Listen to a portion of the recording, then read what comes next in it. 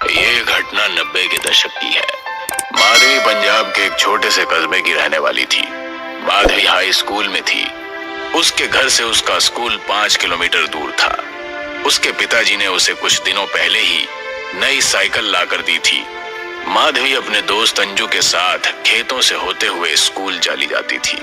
उन्हीं खेतों में एक बहुत पुराना घर बना हुआ था। माधवी को सदैव घर की सीढ़ियों पर एक औरत बैठी हुई दिखाई देती, जो उन दोनों को आते और जाते हुए देखती रहती।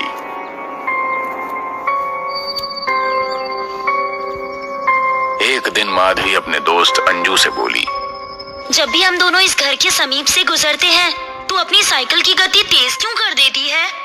बातें मत कर माधवी, जल्दी जल्दी साइकिल चला। वही बात तो मैं तुमसे पूछना चाह रही हूँ कि आखिर तुम इस घर से इतना डरती क्यों हो? अरे सिर्फ मैं नहीं बल्कि पूरा गांव इस घर से बहुत घबराता है। क्या तुमने घर के बाहर बनी हुई सीढ़ियों पर बैठी हुई उस औरत को नहीं देखा, जो हम दोनों को आता और जाता देखती रहती है? मुझे तो उस औरत पर बड़ी दया आती है। तुम तो बेवजह ही इतना डरती हो। मेरे माता पिता ने मुझे मना किया हुआ है इस घर के पास रुकने के लिए, और जब मैंने इस बारे में पूछा तो उन्होंने हमेशा की तरह मुझे डांट दिया और कहा कि भूले से भी उस घर के पास मत रुक जाना। वो कहते हैं कि घर में जो औरत रहती है ना, गलती से भी कभी उससे बात मत करना। लेकिन ऐसा क्यों? बोला ना मैंने, जब भी मैं इस बारे में पूछती हूँ तो वो लोग मुझे डांट देते हैं। उस शाम माधवी अपने पिता अर्जुन से बोली, पिताजी आपसे एक बात पूछूं? कहीं आप मुझे डांटेंगे तो नहीं ना? भला मैं तुम्हें क्यों डांटूंगा? पिताजी, खेतों के पास जो एक पुराना सा मकान बना हुआ है, उसकी सीढ़ियों पर मुझे हमेशा एक औरत बैठी हुई दिखाई देती है, जो मुझे और मेरी सहेली को स्कूल से आते और जाते हुए देखती रहती है। गांव के लोग उस औरत से इतना डरते क्यों हैं? माधवी की बात सुनकर अर्जुन के चेहरे पर डर के साए लहराने लगे। मेरी बात ध्यान से सुनो माधवी, चाहे कुछ भी हो जाए, गलती से भी उस घर के पास मत रुकना और ना ही कभी उस औरत से बात करना। लेकिन ऐसा क्यों पिताजी? मैंने तो कभी कभी उसकी आंखों में आंसू भी देखे हैं। मुझे तो उस पर बड़ी दया आती है। उसके आंसुओं पर मत जाना, वो खंडहर चक्रमणि वंशजों का है। तुम्हारे लिए बस इतना ही जानना काफी है। अगर स्कूल जाने का कोई और दूसरा रास्ता होता तो मैं कभी भी तुम्हें उस रास्ते से जाने नहीं देता। चक्रपाणी वंशज? मैं कुछ समझी नहीं पिताजी। कहते हैं कि बहुत सालों पहले उस घर में एक डायन रहा करती थी, जिसका नाम चक्रमणि था।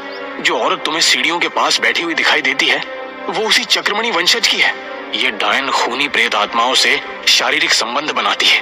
इनके यहाँ पुत्र नहीं होता, केवल पुत्रियां होती हैं, और वो भी डायन ही होती है। जवान होने तक वो किसी भी इंसान को नजर नहीं आती, और जवान होने के बाद सबसे पहले अपनी माँ को मार के खा जाती है।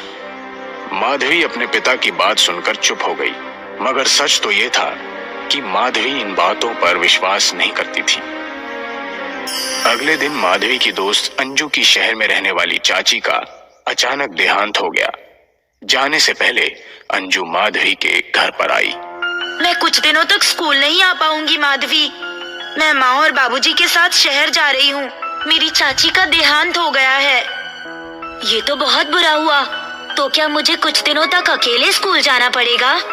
मजबूरी है माधवी, लेकिन मेरा शहर जाना बहुत जरूरी है।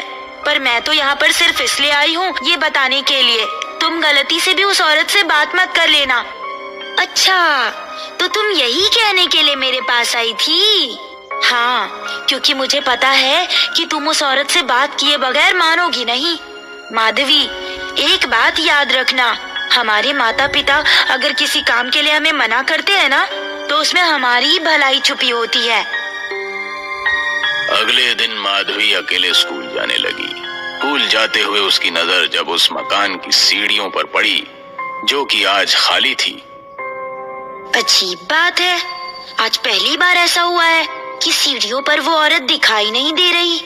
पता नहीं बेचारी सही भी होगी या नहीं। कहीं ऐसा तो नहीं कि वो बीमार हो गई हो। मैंने तो सुना है कि वो अकेली ही रहती है। माधवी ने अपनी साइकिल ठीक उस घर की सीढ़ियों के सामने रोक दी और वो इधर उधर देखने लगी। तभी माधवी के कानों में अपने पीछे से किसी लड़की की आवाज टकराई। वो बुरी तरह से चौंक गई।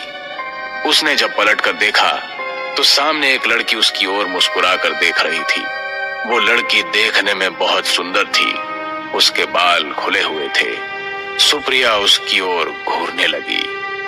तुम मुझे ऐसे क्यों घूर रही हो, जैसे कि तुमने कोई भूत देख लिया हो? इससे पहले मैंने आपको कभी नहीं देखा। कौन है आप? मेरा नाम कामिनी है। मैं इसी घर में रहती हूँ।